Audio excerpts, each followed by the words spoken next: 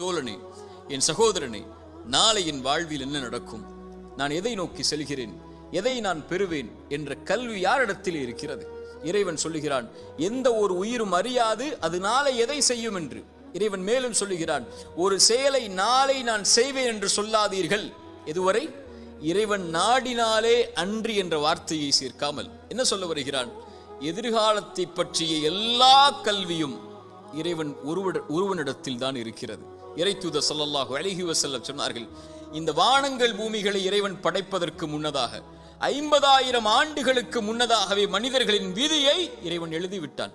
எவ்வளவு நாள் இவன் வாழ்வான், எவ்வளவு நாளில் மரணிப்பான், எதை பெறுவான், எதை இழப்பான், இவனுடைய வாழ்வாதாரம் என்ன, இவனுடைய சொத்து என்ன, இவனுடைய நஷ்டம் என்ன, இவனுடைய உறவு என்ன, இவன் பிரிவது என்ன, எல்லாம் எழுதப்பட்டு விட்டது.